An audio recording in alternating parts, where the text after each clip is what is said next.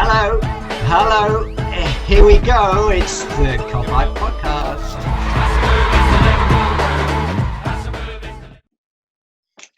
Hello everybody and welcome back to the Kopite Podcast. It is the curtain raiser for the new season. It is the Community Shield or the Charity Shield, depending on how old you are. I'm joined by LFC DayTrippers legend. I've got Sean Lawson with me, and as usual, I've got my right-hand man is Mick Moran. Oh, that rhymed. Nice one. How's it going, boys? Sean, how are we doing, mate? Welcome back. Right, mate. Thanks for having us on again, lads. Pleasure. Absolute pleasure. Always welcome, pal. Michael, how are you? Yeah, all good. Just thinking this is Sean's second time, so he's fast approaching that Kopite hat-trick ball that Ross got. Ross has got one from Redmen, so you're due one soon, lad. If you come on. Sweet, sweet. Didn't know that now. Fucking, you can get me on next week, as fuckers. I want that now. So you fly away, mate. Don't get too excited. No, honestly, mate, thanks very much for joining us. And do you know what, boys? I was thinking about this last night.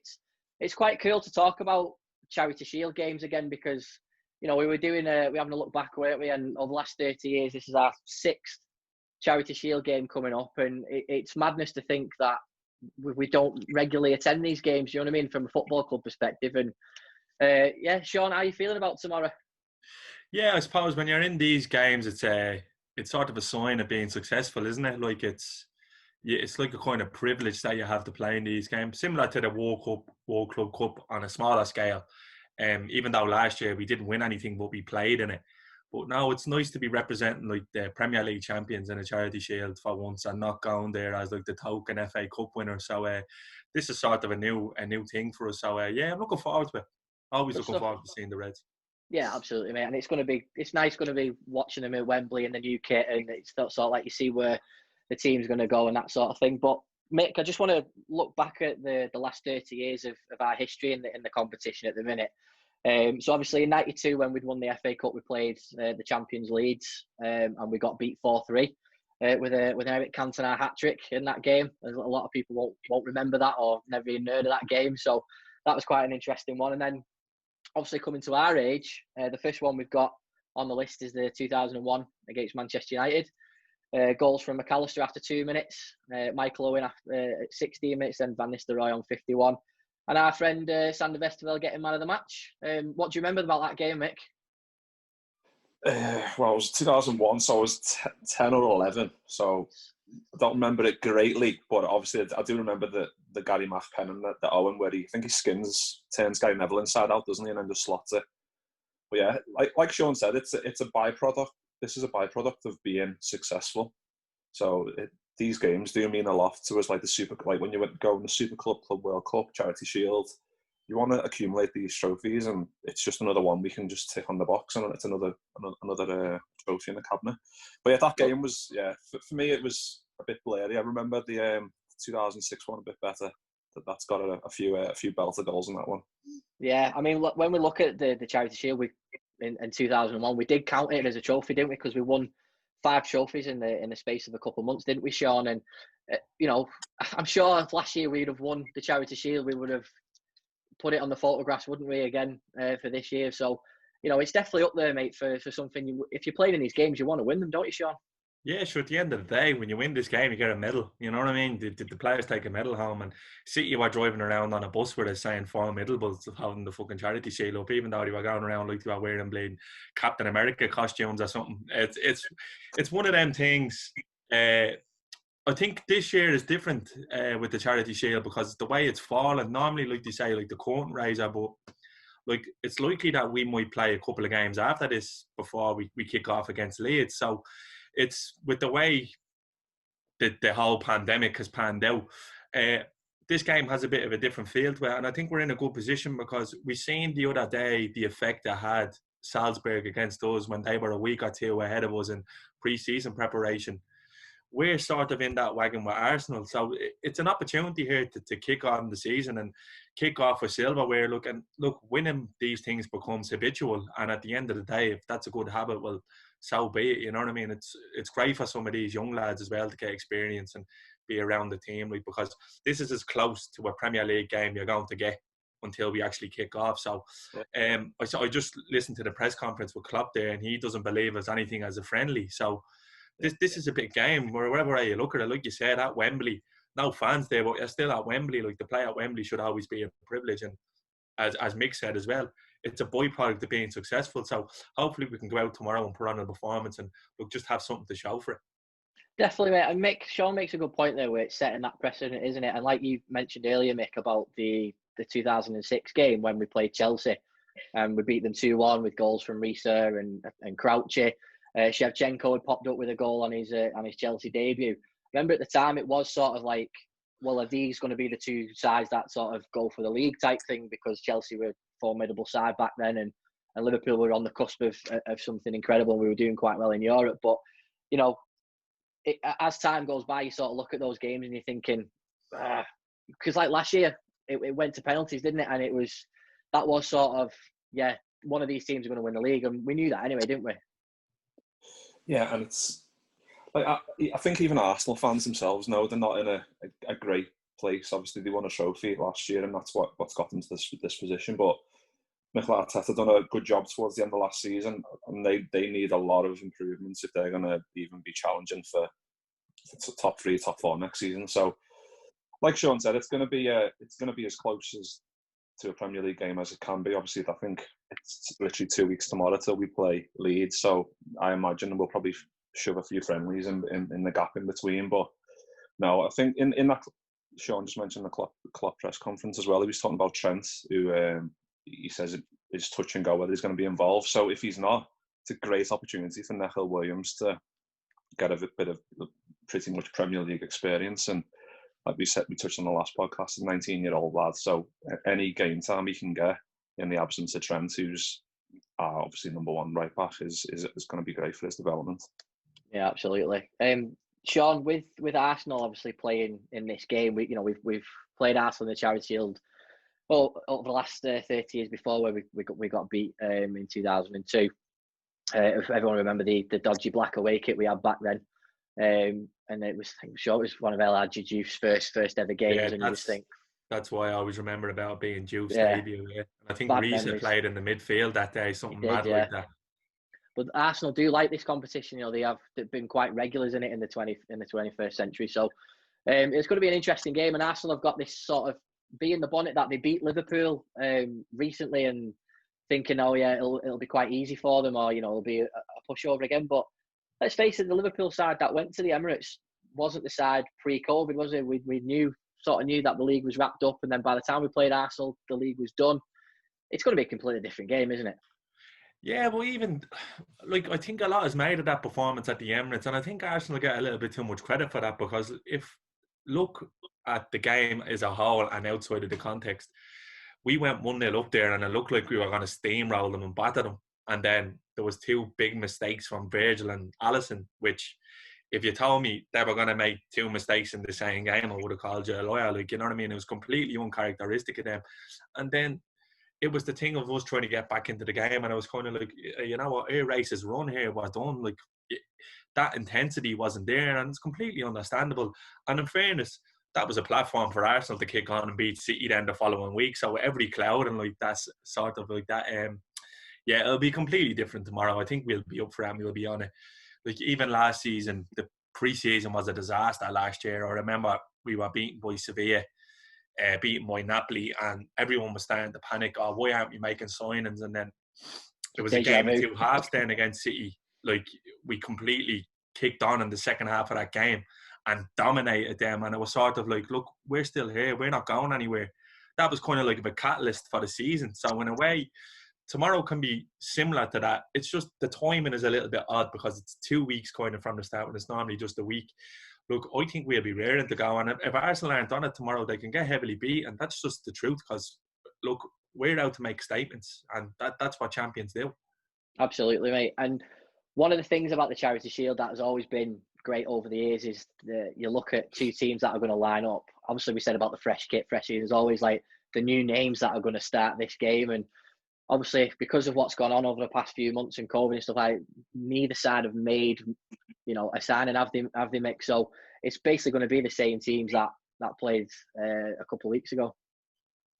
Yeah, pretty much. I think, obviously, like I touched on there, it's going to be Neil Williams in place of Trent. But I think it says a lot. The last 2 friendlies we've had, the only 2 friendlies we've had pre-season, is we've started with pretty much our strongest 11s in both.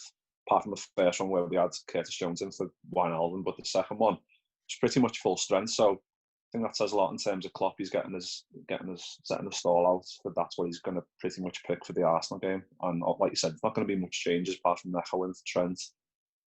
I don't imagine Tsimikas is going to start here, Robertson, but he's on the bench if need be. And yeah, it's usually just a midfield three. We don't know who's going to be picked. So obviously, I imagine it'd be Fab, Keita, and Gini in that middle three. Obviously, Henderson's still not out, and Klopp said all the lads who weren't involved in pre-season won't be involved in this game. So and Virgil van Dijk's fine, which is another good thing after that bloody gash he had on his face. Looked like something fucking Terminator or something, didn't he? Yeah, absolutely, mate. He did. Sean, in terms of the game itself, I mean, you look forward to the season now, and like you just said, there's going to be probably another couple of friendlies before we play Leeds. How would you sort of sum up the preparations for this game? Because the pre-season has been, very minimal. Are you worried in terms of the start of the season? Because obviously, like you touched on before, loads of people saying, "Oh, why haven't we signed anybody last year?" And we went on to have a really fantastic season anyway. Yeah. I don't suppose you're worried, mate. Just like me, I'm not fussed about it. No, not at all. Like, the thing is, in this situation, we're not alone in this situation. Everybody's in the same boat. Like, everyone is getting the same amount of preparation. If anything, we might actually have an advantage going forward over the likes of City and United, who had to go deeper in the Europa League. So they're a week out, and you're seeing how that can mess you up.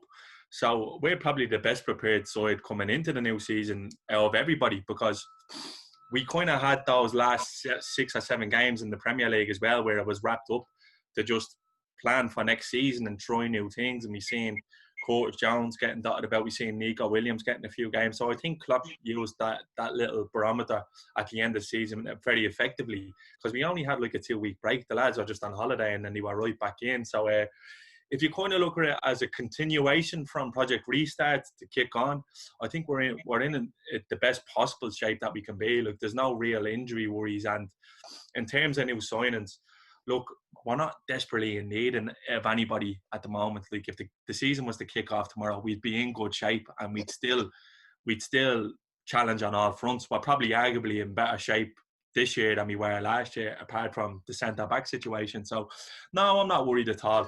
The window runs on till October the 6th. I think any issues in the squad will be addressed before then. So there's absolutely no reason to panic. Look, everybody else be throwing cash around, panic buying.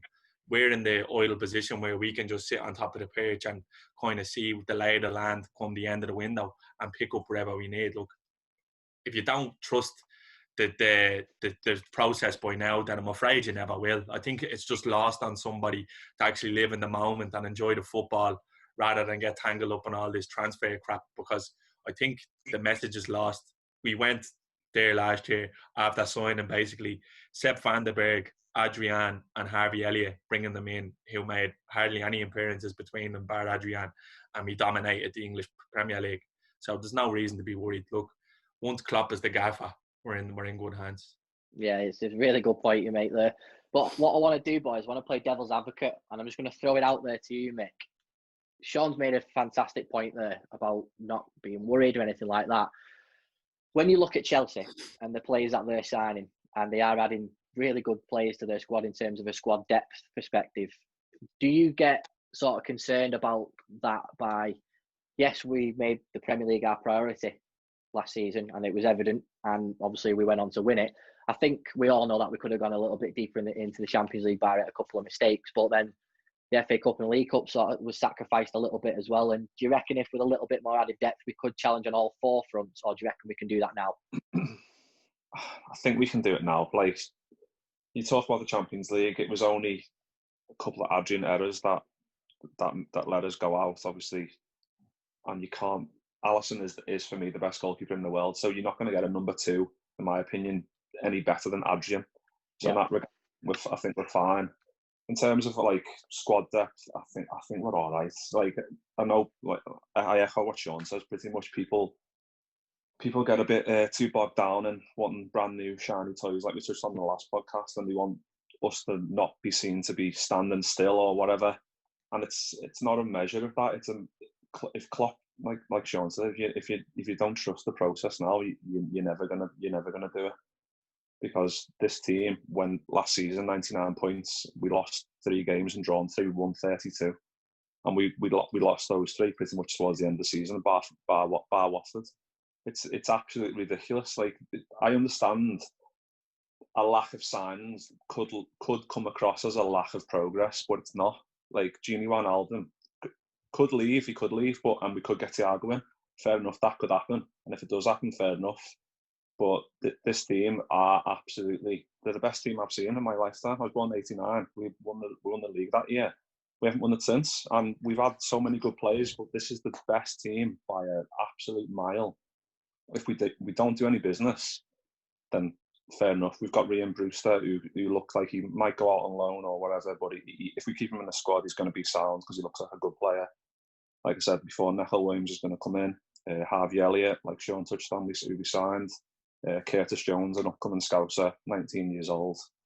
We've in those 3 youngsters and plus Brewster, we've got three or 4 of the best young talents in the country. Yeah, definitely, mate. It's completely understated. Like, just for example, like, look at the talk now of Messi going to City, and you said Chelsea have done good business, which they have. I think 6 or 7 new players coming in. Manchester United are haggling over one potential deal. Like, the harmony in their squad is worth its weight in gold. Any one of those coaches would swap their current plans for what we have at the moment.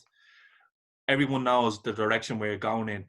If the talk of the deal that Barca are trying to put together with City for Messi, like, that could do, don't get me wrong, in my opinion, Messi's the greatest player to ever play the game. But you're bringing a 33-year-old in at the expense of what you already have. And there's talk of Bernardo Silva, Gabi Jesus, Garcia, and 100 million gone. Like, it's a complete shake-up. It's a massive gamble. Nobody knows what that's going to do for the harmony of the squad. You're bringing a fella in who's basically ran one of the biggest clubs in world football for the last decade and a half. You're bringing him in there and you're throwing him into the unknown. Lampard is relying on 6 or 7 of his players gelling. Like they say, 50% of your signings work out, so that means 3 might, 3 will. So we have that settled and harmonic, like, the feeling amongst the group of players that we have. Any one of those coaches would swap what they're trying to do to have what we have, and you can't buy that. So that's invaluable. So people just need to realise that going forward. Look, I'm a massive fan of Thiago, and if he comes in, I do believe he is a game changer for us because he's different to anything that we have. But if he doesn't, I'm not going to be throwing my toys out of pram crying. Like, you know what I mean? This team will compete on all fronts again next year. You just need to relax. What we have is worth its weight in gold. People need to realise that. Yeah, and that it's perfectly summed up, mate. I honestly, I hate it when we get to the transfer window because everyone just comes out the woodwork, don't they? Where they just start, like Mick said, everyone wants a shiny new toy. But at Liverpool boys, I'm so confident about this season again. I think we can really challenge for this league title, and I think again it'll be between Liverpool and City. Have you got any arguments to that, or do you just think it's going to be a 2-horse race, or do you think there'll be an outside chance from Chelsea, or is it just a 2-horse race again? Go on, Mick. I think it's just between us and City. I think it'll be a lot closer than it was last year. What was it? I think it was 17 points. Was it 18 points? The difference in the end. I imagine it's going to be closer than that because I imagine they'll. If they sign Messi, like Sean said, that's a bit of a mad one because he is 33 and he is the greatest player to ever kick a footy in ever. But he's 33. At the end of the day, he is winding down in terms of career-wise. So yeah, it depends what other business they do up until the transfer window ends. But I imagine they'll be a lot solider as a unit. Obviously, missing Laporte for a huge chunk of the season didn't help them at all, especially with the backup they've got with Otamendi and all that shite they've got. So I imagine they'll be a lot better in that regard, and I imagine it'll be a lot closer. Like we touched on there, our squad, like Sean said, is harmonious and it's that cohesive that anyone would swap to be in our position and I imagine we will fight on all those fronts next season with the squad that we've got, even if we don't do any business. Sound. Right, boys, score predictions time for tomorrow. Are we going to go to penalties again, Sean, or do you reckon we're just going to batter them? I think we'll beat them 3-1. I think 3-1. I think we're a week ahead. we'll be that bit sharper. I think we actually have more of our first team 11 available to us than they do. And it's not a slight on Arsenal, because I like what Arteta's doing there. I think they're definitely a club that's going in the right direction, but I think they were nearly 40 odd points behind us last year.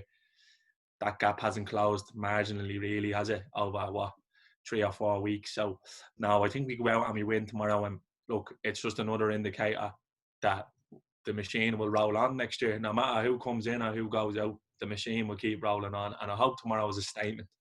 Yeah, good point. Mick, what are you going for? I'll go for 2-0. Yeah, it's another, just one of those getting your fitness up, but the boys will be raring to go in terms of this, and want to, like Sean said, make a statement going ahead of the season. Tomorrow, hopefully score 2 or 3 past Arsenal, and then we've got 2 weeks to fit in a few more friendlies before the season starts. But yeah, I'll go for a cagey 2-0. What about you, Jay? Where are you going for? I'm expecting goals, to be honest, because every time I predict a clean sheet, we end up conceding. So I'm just going to predict a 3-2. That's my prediction. Then hopefully we keep a clean sheet on the old curtain raiser, and that'll do me.